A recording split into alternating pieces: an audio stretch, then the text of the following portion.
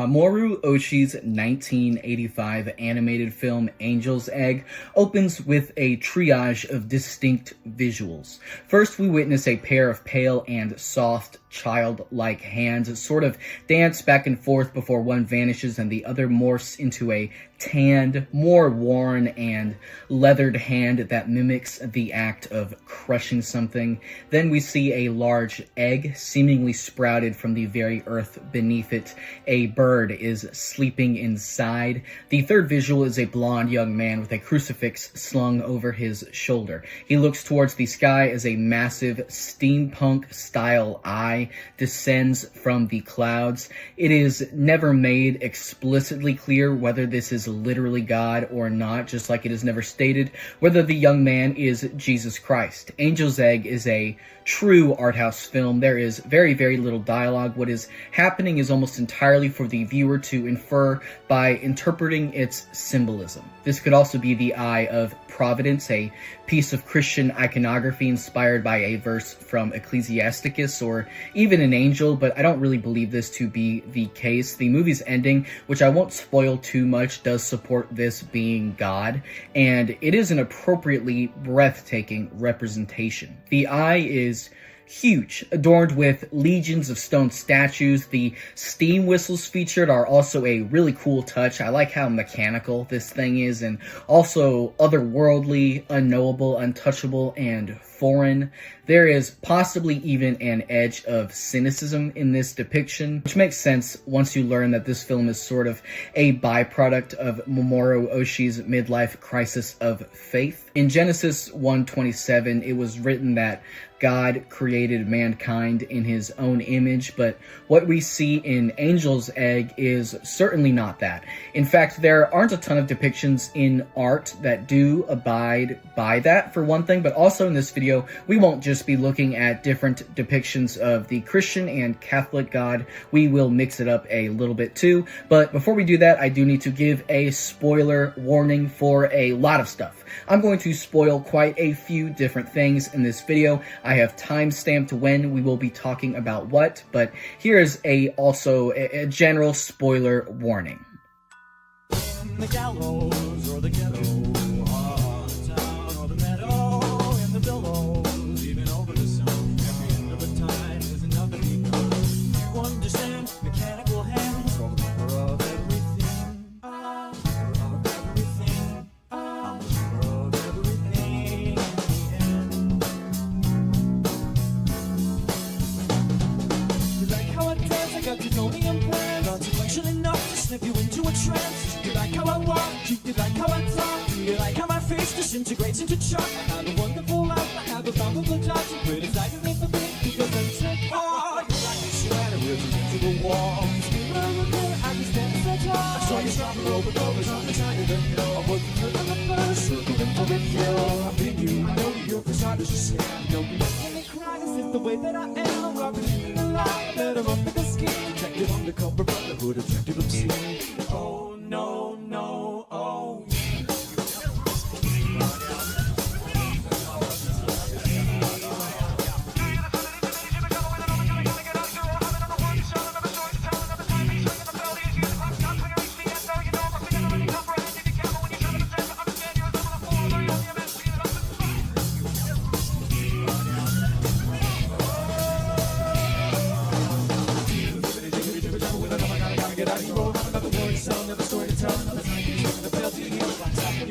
No, you know, must be comprehended. Be careful when you try to pretend to understand you as a fool. You only has to give it up and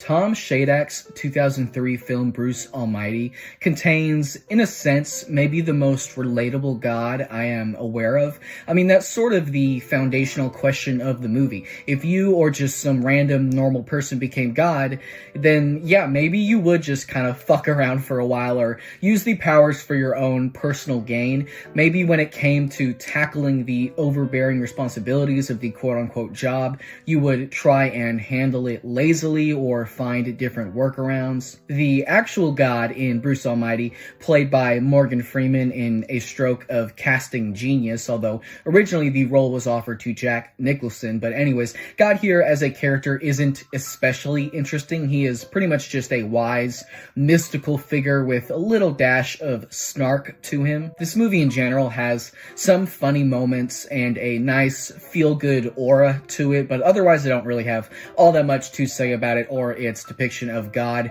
Really, you know, if creativity and artistry were a restaurant and I went in, opened up the menu and asked for a story with God in it, and the server asked how I wanted it cooked, I would probably say bored. Straight up bored. I love the idea of God getting bored. I actually find that pretty compelling, and I think it's because the idea for it is, for me personally, as relatable as God is gonna get. You know, if you were an all-powerful, all-encompassing, omnipotent, omnipresent, eternal being, wouldn't that just get boring after a while?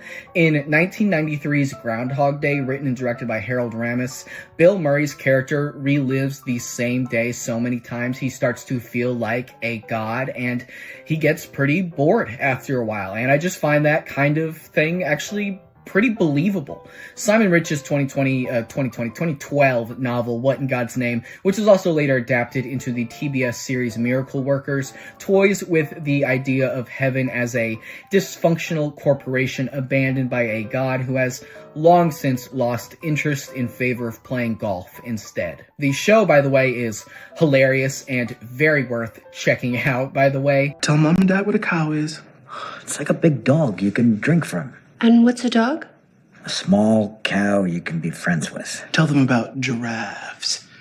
What's a giraffe? It's just a tall dog with... Louder. Speak up. Tall dog with a leg for a neck.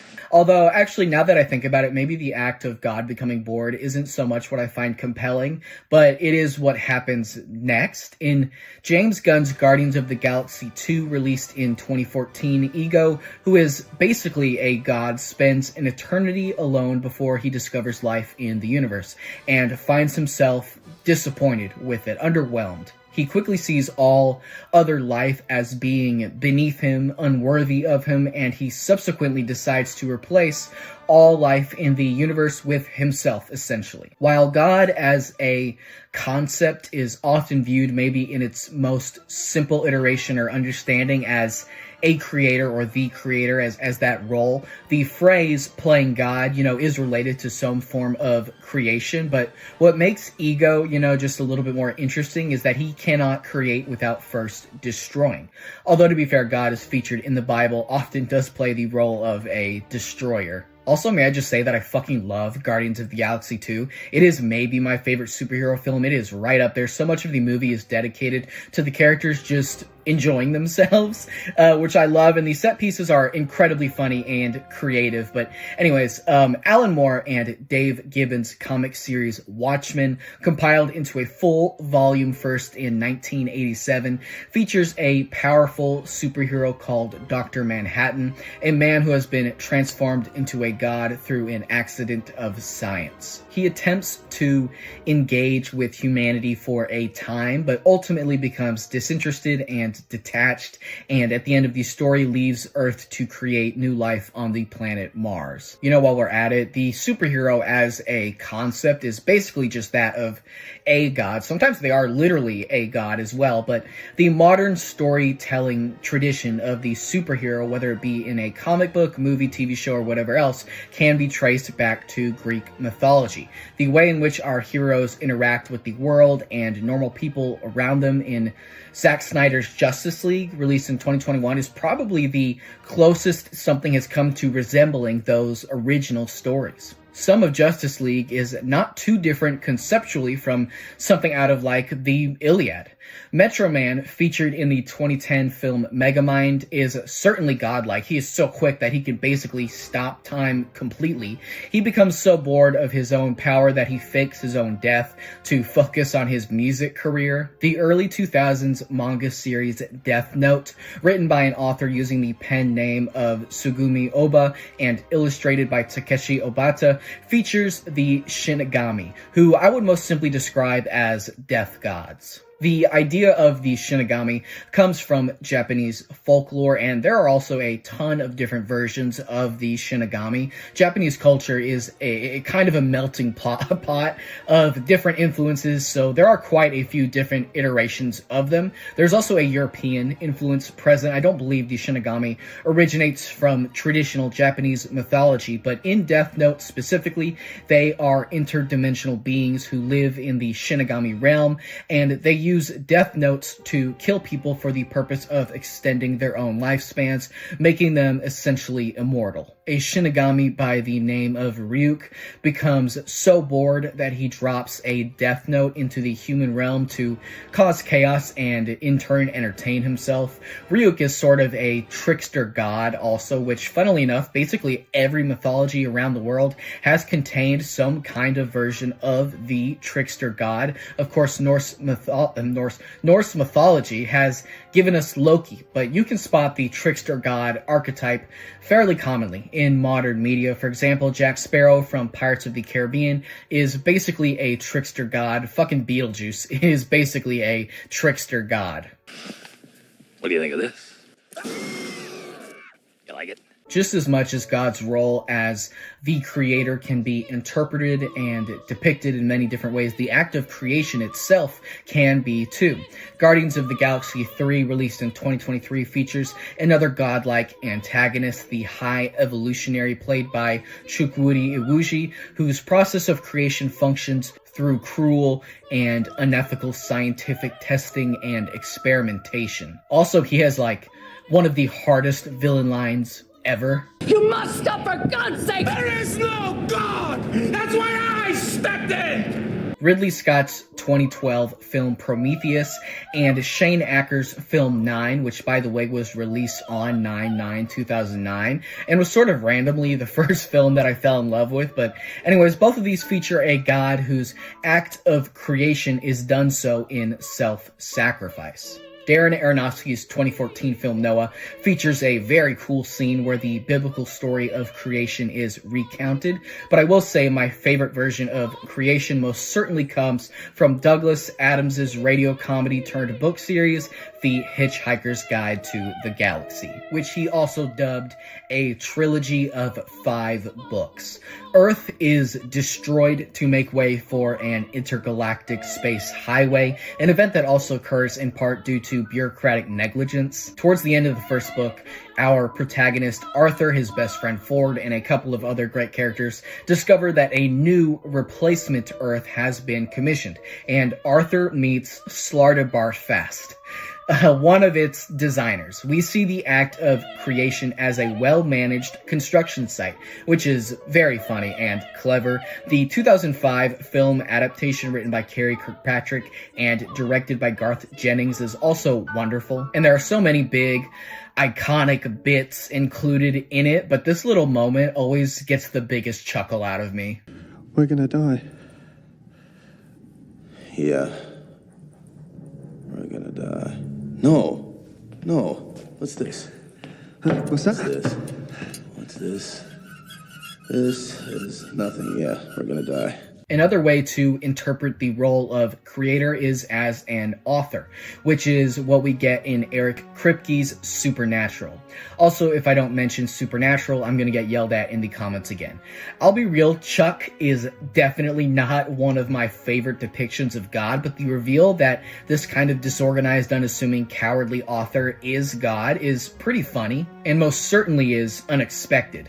The storyline where he gets with that one girl who is a big fan of his novels and also who is obsessed with Sam, was also pretty funny. I think that happened in like season 5 or 6. It's been a good minute since I've watched Supernatural, and I didn't finish the whole thing either. I don't even remember where I stopped watching, but anyways, we also see God as an author in the 2006 film Stranger Than Fiction. And we also get God as a narrator here too, as we do actually in some of Supernatural. I guess usually God as author and narrator kind of goes hand in hand. In Stranger Than Fiction, we get a protagonist named Harold, played by the wonderful Will Ferrell in a really good dramatic turn. He discovers that a novelist named Karen, played by Emma Thompson, who is also really good, is writing his life's story, and he becomes very frustrated with his lack of control afforded in this situation and his inability to have any impact on his own story, fate, and subsequent impending doom. Towards the end of the film, Harold contacts Karen, and we basically get a scene where a man pleads with God not to kill him, where he confronts God basically about the consequences of her actions and the responsibility associated with her power. We also get kind of something similar in the 2021 modern storyteller game, The Forgotten City.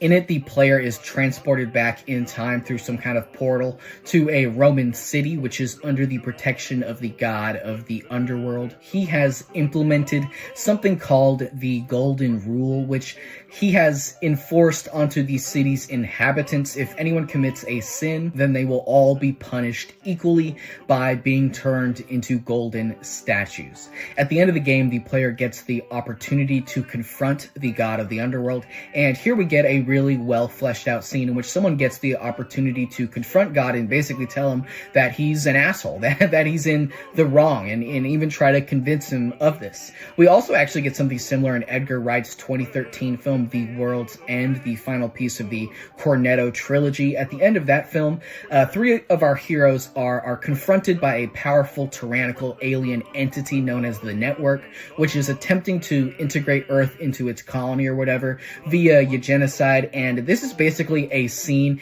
in which 3 drunken idiots tell God to go fuck himself. I mean, the Network is literally a glowing light towering over them. Vincenzo Natali's 2009 film Splice, aka like the most cursed movie ever made, dares to ask the question, what if you could fuck God? And then there is Nicholas Winding Refn's 2013 film Only God Forgives, which asks the question, what if you could fight God?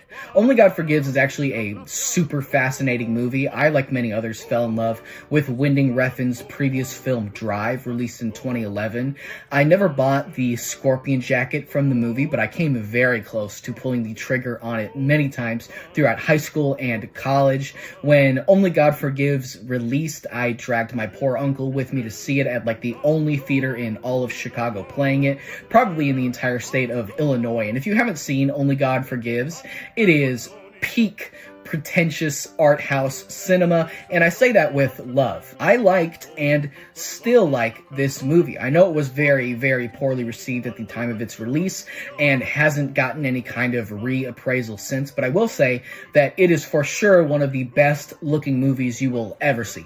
Well worth watching for just the cinematography alone, but I do also think that there is a world where this movie could have been much better. The earlier drafts of the script had quite a bit more dialogue in it and a better ending, but like right before they started shooting, Winding Refn decided to remove just about all of every line in favor of telling the story almost completely through just imagery, and I really don't think that decision paid off at all. But anyways, in Only God Forgives, Ryan Gosling's character, whose name I don't remember, actually I do remember, it's Julian. So Julian is a member of a crime family who operates in Thailand, and when his brother murders a young girl, a retired cop by the name of Chang allows for the girl's father to kill him in revenge. Julian then sets out on his own mission of vengeance, but quickly discovers that he is a bit outmatched by Chang, who, by the way, is God.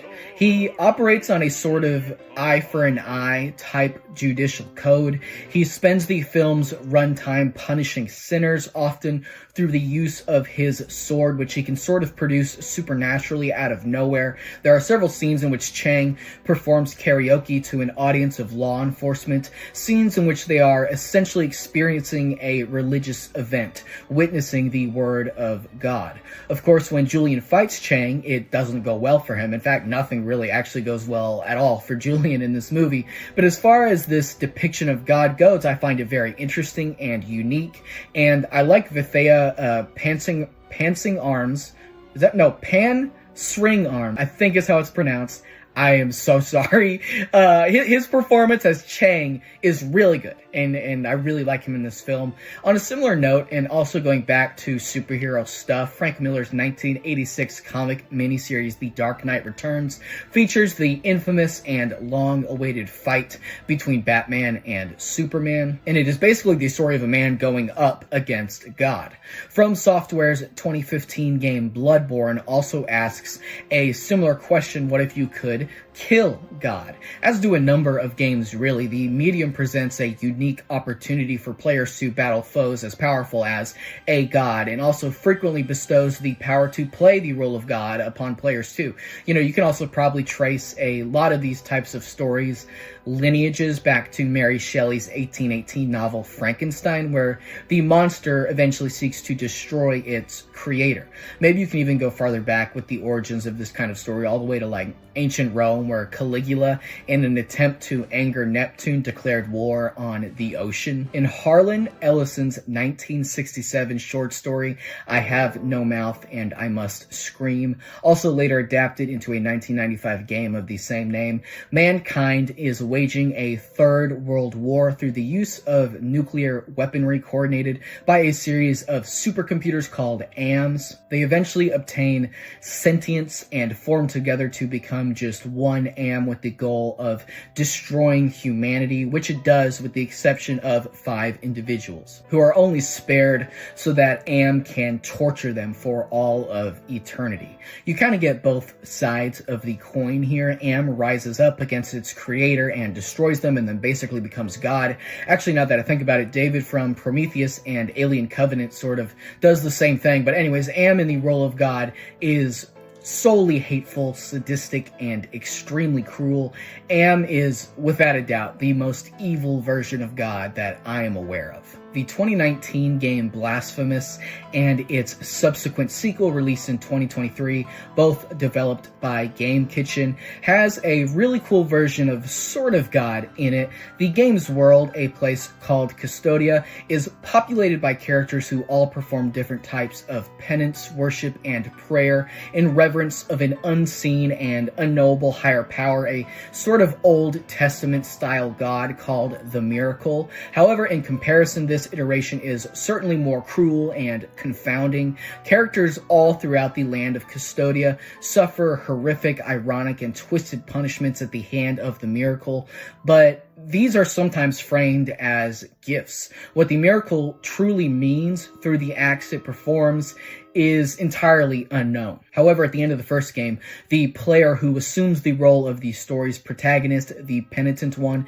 discovers that the Miracle is a complete fabrication, something created by a being called the Higher Wills to exploit the guilt of the people of Custodia for their own personal gain. Here we basically get a false god, a being who is playing God, and I like the idea here of that being more literal. But also, by the way, in a way, the Miracle does really exist in the world of Blasphemous. At least I think it does. The way the story is told is often very purposely vague, and there is quite a bit of room left for interpretation for the player to discover the story for themselves. I haven't watched any Blasphemous explained style videos just because I'm pretty happy with what I took away from the games, just from, my playthroughs. Sometimes I like leaving stuff kind of ambiguous, like the YouTube series Don't Hug Me, I'm Scared is another one I refuse to watch any explained videos for, just because I'm entirely satisfied with my own understanding of it. But anyways, in Blasphemous, as to which, if any, of the godly acts performed were actually done so by the miracle versus how much was perpetrated by the higher wills is it's unclear, at least to me. The second game has a lot of other wild stuff in it involving immaculate conception that sort of just further complicates things on this level. But like, if we're talking about making a concrete analysis of the story's plot or whatever, I just don't know. But I will say for sure that the world of Blasphemous is very, very cool and very lovingly designed and inspired by old Roman and Spanish catechism and iconography. They are a truly fantastic pair of games. The 2020 game, The Longing, developed by Studio Soufs, I think is how it's said, does not feature one of my favorite depictions of God. I feel like I turned southern for a second there. But one of my favorite depictions of God, but it absolutely features one of my favorite portrayals of faith. In fact, it has sort of turned faith into a game mechanic. You do play as the Shade, whose king, in order to regain his powers, undergoes a slumber of 400 days. The Shade is permitted to wander the king's underground kingdom during this time, but is instructed not to leave. The Shade is told that if he awakens his king after 400 days, he will be greatly rewarded with a world without longing. Oh, and by the way, the 400 days plays out in real time. This game actually takes 400 real days to complete, assuming your faith in your king does not waver. And as for whether that faith is rewarded or not, depends on the actions of the player, as there are 5 different possible endings, but it is a very cool and extremely unique game. Mind Game is one of the most insane movies I have ever seen. The animation in it is crazy. At times gorgeously drawn, at others ghoulish and grotesque, but in kind of a good way, and it is also constantly frenetic. The movie also has like one of the wildest sex scenes ever, and pretty much from the jump, the film launches an all-out, overwhelming assault on the senses. This is a little bit of a cult classic, a slightly more obscure anime, and shout out to Marcus Ian Parrish. I posted a still from this movie and genuinely didn't think anyone would get it. He got it within 5 minutes. Mind Game, released in 2014, was written and directed by Japanese animation legend Masaki Yuasa. The film is the story of Nishi, who in a chance encounter bumps into his childhood crush, Mion, who invites him to her father's restaurant, where 2 Yakuza members cause a disturbing and violent disruption. Mion is threatened with sexual violence in what is definitely the most unnecessary part of this movie, but anyways, Nishi's cowardly attempt to save her falls very flat. One of the Yakuza guys kills him via bullet to the butt and through the head. Nishi's spirit then awakens in a sort of black and empty void, where he is surrounded by a series of computer screens which force him to watch his own death on repeat. Before also mocking and demeaning him, Nishi's anger turns to action, and he manages to pull the curtain back on this cruel facade, revealing who is behind the computer. Sitting in an empty white void is God. Now, Nishi's mind can't perceive him, can't decide what he should look like, so God's appearance is constantly changing. His voice changes some too. Extremely cool idea.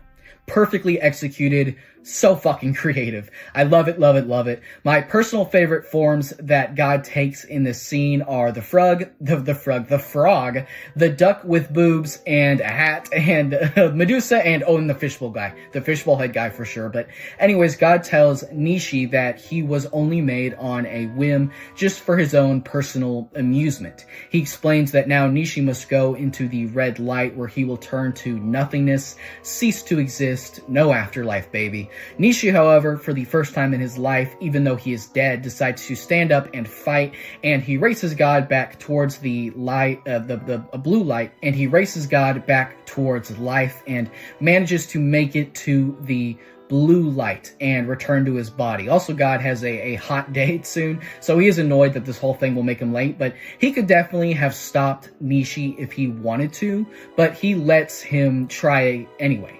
He tells him that he's rooting for him. I really like this depiction of God. It is just extremely funny. I love how much of a dick he is, but also how he allows himself to be swayed by Nishi's vigor and fight. This is just a super unique, hilarious, wonderful version of God, in my opinion.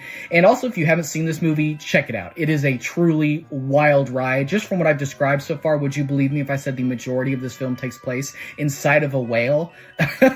Mind Game really kind of rules. Thank y'all so much for watching. To all of those who have made it this far and have enjoyed the video, I honestly can't emphasize enough just how much it means to me, how much I appreciate it, how much I am thankful, truly. I've talked about this a little bit in previous videos, but I have had and continue to have a pretty hard time with my mental health, and this has really been a big help. Please feel free to holler at me down below in the comments with your favorite depictions of God, and also maybe what video you'd like to see next. I will make a post with a hint regarding what the next video will be when I know what it will be, and make sure to take a stab at that. If you get it right, man, I'm out of words. If you get it right, I will shout it out in the next video.